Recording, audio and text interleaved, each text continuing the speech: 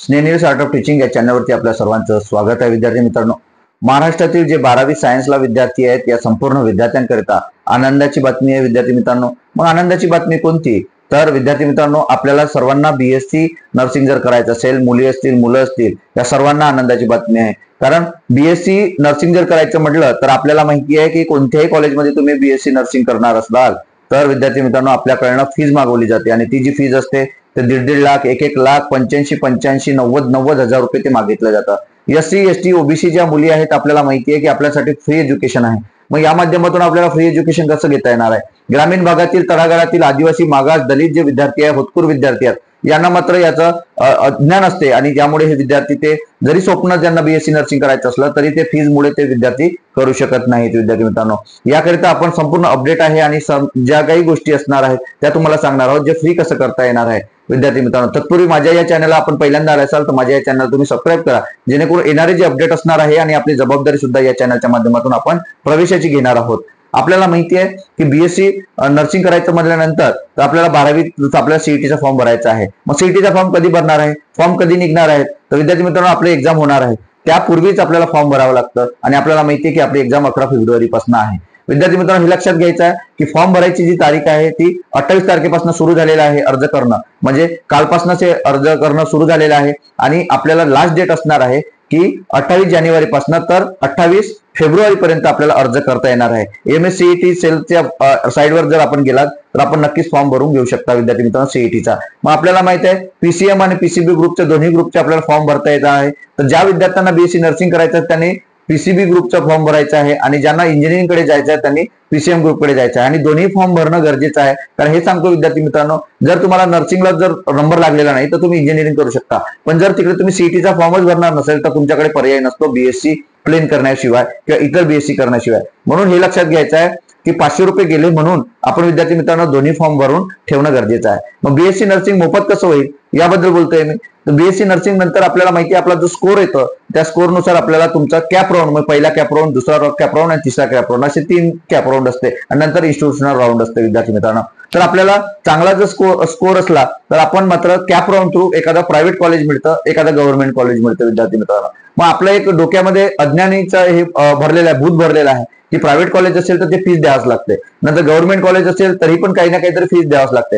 हे डोक्यातनं भूत काढायचं आहे का? तर आपल्याला माहिती आहे विद्यार्थी मित्रांनो, या कॉलेजला कोणतीही फीस द्यायची नाही आहे. मग कोणतीही फीस द्यायची नाही आहे तर कशी नाही द्यायची आहे? तर आपल्याकडे परिपत्रक आहे समाज कल्याण विभागाचे, आदिवासी विभागाचे आणि आपल्या इतर बहुजन कल्याण विभागाचे. विद्यार्थी मित्रांनो, कारण त्यामध्ये हे लक्षात घ्यायचं आहे की आपण सर्व जे कॅपराऊंड थ्रू लागलेले विद्यार्थी आहेत हे सर्व विद्यार्थी एसटी असो, ओबीसी असो की कोणत्याही कॅटेगरीचा विद्यार्थी असो त्यांना स्कॉलरशिप मात्र मिळत असते. पण एससी एसटी विद्यार्थ्यांना मात्र स्कॉलरशिप हे फुल स्कॉलरशिप असते आणि या वर्षीपासून शासनाने काढलेले आहे 682 जे कोर्स आहेत ते संपूर्ण कोर्सनुसार मुलींना मात्र मोफत म्हणजे 100% स्कॉलरशिप त्या ठिकाणी दिलेलं आहे. कोणतीही फीज आकारता येणार नाही असं सुद्धा त्यांनी परिपत्रक काढलेलं आहे. त्यावेळेला जे आपले शिक्षण व तंत्रमंत्री होते आपले चंद्रकांत पाटील, त्यांनी सुद्धा त्याचा GR काढलेला होता. तर विद्यार्थी मित्रांनो, हे लक्षात घ्यायचं आहे की ज्या वेळेला तुम्ही कॅपराऊंड तो फॉर्म भरायला जाणार आहे, तुमचा नंबर लागणार आहे, एखादं कॉलेज तुम्हाला अलर्ट झालेला आहे, त्यावेळेला तुम्ही काय करायचं आहे, माझ्याशी संपर्क साधायचा आहे किंवा आपल्या ग्रुपला जॉईन होऊन राहायचं आहे. त्यावेळेला गरज भासल्यास तुम्ही नक्कीच फोन करायचा आहे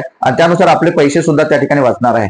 मग पैसे कसे वाचणार आहे? तर त्या ठिकाणी स्कॉलरशिप होल्डर जो विद्यार्थी असते त्याचे पैसे कोण भरत असते? तुमची जी फीज असते 90,000 रुपये किंवा 1 लाख रुपये, ती जी फीज आहे ती स्कॉलरशिपच्या माध्यमातून आपलं डिपार्टमेंट भरत असते. म्हणजे एखादी एसटी विद्यार्थी असेल तर तिला स्कॉलरशिप ते 90,000 रुपये स्कॉलरशिप भेटते. कोणाच्या अकाउंटला?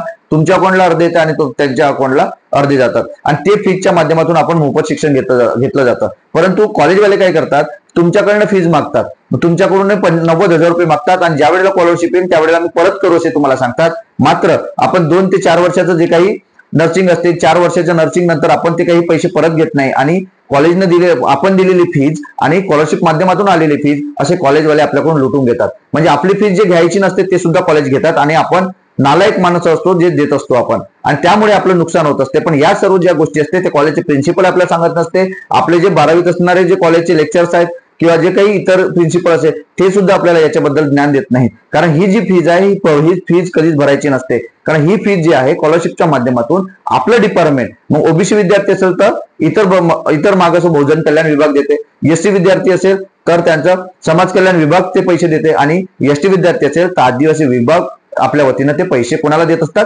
कॉलेजला देत असतात, आणि त्याला म्हणतात ट्युशन फीज. जे 90,000 रुपये फीज असते ते ट्युशन फीज. मग हे कॉलेजवाले काय करतात की अपफ्रंटची फीज, लॅब फीज हे सुद्धा आपल्याला मागतात की ते फीज आम्ही जरी माफ करू तर ठीक आहे, परंतु जे आमची जे डेव्हलपमेंट फीज आहे ते सुद्धा द्या असं ते म्हणतात. पण हे लक्षात घ्यायचं विद्यार्थी मित्रांनो की डेव्हलपमेंट फीज आणि ट्युशन फीज ह्या दोन्ही फीज मात्र शासन आपल्या वतीनं कॉलेजला देत असते. म्हणजे कोणाच्या वतीनं? स्वतःच्या, म्हणजे तुमच्या वतीनं शासन देत असते. कोणाला? कॉलेजला देत असते.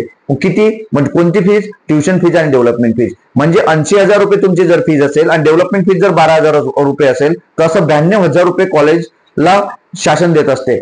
मग डेव्हलपमेंट फीज जर, लॅब फीज आणि बाकी इतर जे फीज आहे हे जर कॉलेज आपण शासन देत असेल तर आपल्याकडून मागण्याची गरज नाही, म्हणून आपल्याकडून ते मागतात. मग आपल्याकडून ते पुन्हा आपण 15-20,000 रुपये देतो. असं कॉलेजची फीज आणि हे वरची जी फीज आहे असं पकडून आपण 50-60,000 रुपये आपल्याकडून लुटले जातो आणि आपण सुद्धा फीज देतो आणि स्कॉलरशिपच्या माध्यमातून शासन सुद्धा देते. असं दोनदा ते फायदा करून घेतात आणि असं आपलं नुकसान 4 वर्षाचं जे आहे ते 2 लाखाचं नुकसान होतात. 50-50,000 रुपये भरायला लावतात. त्यामुळे डोळे उघडायचे विद्यार्थी मित्रांनो. ही जी माहिती आहे ही माहिती तुम्हाला कोणत्याच युट्यूब चॅनलला मिळणार नाही विद्यार्थी मित्रांनो. प्रामाणिकपणे सांगतोय की आपण आतापर्यंत विद्यार्थ्यांचे 50 लाख रुपये वाचवलेले आहे. आतापर्यंत 100 ते 50 विद्यार्थ्यांचे पैसे वाचवलेले आहेत. म्हणून हे लक्षात घ्यायचं आहे की मोफत जर बीएससी करायचं असेल तर आवर्जून आपल्या या चॅनलला तुम्ही सबस्क्राईब करा आणि खाली जे दिलेला डिस्क्रिप्शन बॉक्समध्ये दिलेला जो ग्रुप आहे म्हणजे स्नेंजर्स आर्ट ऑफ टीचिंगचा जे व्हॉट्सअपचा ग्रुप आहे आणि आपला टेलिग्रामचा ग्रुप त्याला जॉईन व्हा. सोबतच नंबर सुद्धा दिला आहे, त्यावरून ज्या वेळेला तुम्ही ऍडमिशन कराल त्या वेळेला विद्यार्थी मित्रांनो नक्की संपर्क साधा. आणि कोणताच आपला गरीब, होतकरू, मागास, दलित जो विद्यार्थी आहे कोणी यापासून हे जाऊ नये, म्हणजे कोणाकडून लुटला जाऊ नये, कोणत्या कॉलेजकडनं लुटला जाऊ नये. आणि दलालांपासून मात्र सावधान राहा विद्यार्थी मित्रांनो. कारण ते दलाल तुमचा फॉर्म भरून देतो म्हणतात, तुम्हाला काउन्सिलिंग करतो म्हणतात, तुमच्याकडनं पैसे घेतात आणि तुमचे डॉक्युमेंट सुद्धा घेतात आणि त्यामुळे तुमचं नुकसान होते. कारण आपण फ्री एज्युकेशन सांगणार आहोत. हॉस्टेलच्या माध्यमातून हॉस्टेलला नंबर नाही लागला तर दुसरी योजना, पैसे देणारी योजना, ह्या सर्व गोष्टी आपण महाराष्ट्राच्या कोणीही कानाकोपऱ्यात तुम्ही जरी बीएड करत असाल, म्हणजे बीएससी करत असाल, नर्सिंग करत असाल तर नक्कीच त्याचा फायदा करून देण्याचं काम हे आम्ही कायमस्वरूपी आपल्या युट्यूबच्या माध्यमातून करत असतो. विद्यार्थी मित्रांनो आपल्याला ही माहिती कशी वाटली हे नक्कीच कमेंट बॉक्समध्ये कळवा आणि विद्यार्थी मित्रांनो माझ्या या चॅनलला सबस्क्राईब करा. धन्यवाद.